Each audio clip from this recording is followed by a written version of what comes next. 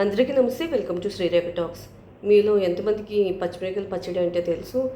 కారం ఎక్కువగా తినే వాళ్ళకి బాగా నచ్చుతుంది. కారం ఎక్కువగా తినని వాళ్ళు కూడా ఒకసారి ట్రై చేయండి, చాలా బాగుంటుంది. కానీ పచ్చిమిరపకాయల పచ్చడి ఈ విధంగా చేసుకుని నెయ్యి వేసుకుని తింటే చాలా బాగుంటుంది. ఇడ్లీకి, దోశకి చాలా బాగుంటుంది. అంతేకాకుండా అన్నంలో కూడా చాలా బాగుంటుంది. ఇంకా పునుగులు, బోండాలు ఇంకా మన ఇష్టం. టేస్ట్ తగ్గట్టుగా మనకి నచ్చిన దాంట్లో మనం యాడ్ చేసుకొని తినచ్చు. స్టవ్ మీద గిన్నె పెట్టుకొని అందులో 2 టేబుల్ స్పూన్ ఆయిల్ వేసుకొని 10 పచ్చిమిరపకాయలు అందులో వేసేసి మూత పెట్టాలి. ఎందుకంటే పచ్చిమిరపకాయలు చట్పట్లాడి ఆయిల్ అంతా పైకి తులుతుంది కాబట్టి 1 నిమిషం పాటు మూత పెట్టేసి తర్వాత ఇలాగా ఒకసారి కలిపేసుకొని మళ్ళీ మూత పెట్టేసి 3-4 నిమిషాల పాటు లో ఫ్లేమ్ మీద మగ్గనివ్వాలి. ఇప్పుడు ఒకసారి కలుపుకుంటూ మగ్గిందా లేదా చెక్ చేసుకొని మగ్గిపోయింది. సో ఇప్పుడు అది పక్కన పెట్టి చల్లార్చుకోవాలి. నెక్స్ట్ ఒక మిక్సీ జార్లో మగ్గిపోయిన పచ్చిమిరపకాయలు, పులుపుకి తగినంత చింతపండు, కొంచెం పసుపు, రుచికి తగినంత ఉప్పు వేసుకొని మిక్సీ పట్టుకోవాలి. ఫైన్ పేస్ట్గా చేసేసుకోవాలి. ఇంకా ఫైన్ పేస్ట్గా అవ్వకపోతే కొంచెం వాటర్ వేసుకుంటున్నాను నేను ఇక్కడ. సో వాటర్ వేసుకున్న తర్వాత మళ్ళీ ఒకసారి మిక్సీ వేసేసుకొని ఈ విధంగా ఫైన్ పేస్ట్గా ప్రిపేర్ చేసేసుకోవాలి.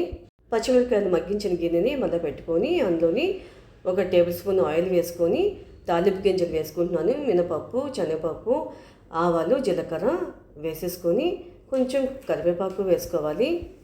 ఇవి బాగా ఫ్రై చేసేసుకొని గోల్డెన్ బ్రౌన్ వచ్చే వరకు ఫ్రై చేసుకొని కొంచెం ఇంగువ వేసుకోవాలి. అంటే 1/2 టీ స్పూన్ ఇంగువ వేసుకుంటే చాలా బాగుంటుంది.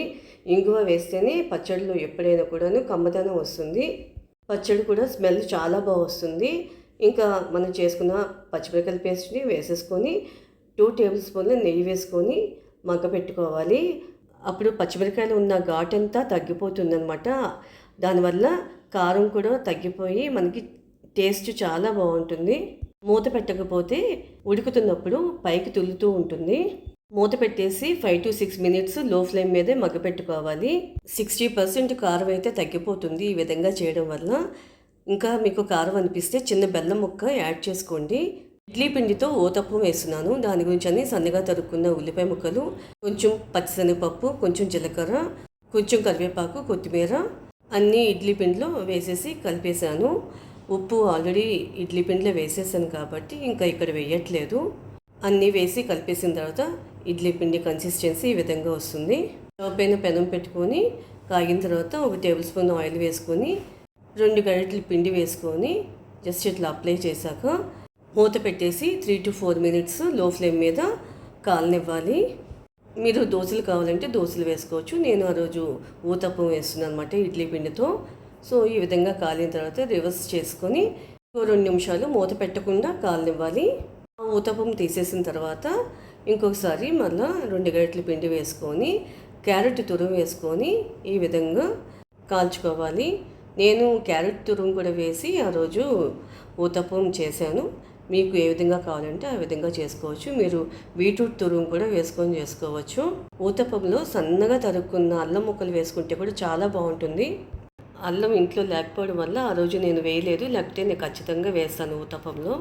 అది నచ్చిందా పచ్చిమిరపకాయల పచ్చడి, ఊతప్పం? మరి ట్రై చేయండి. ఎలా ఉంది కామెంట్ బాక్స్లో షేర్ చేయండి.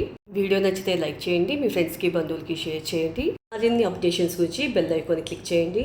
సబ్స్క్రైబ్ చేసుకుని సపోర్ట్ చేయండి. Thank you for watching.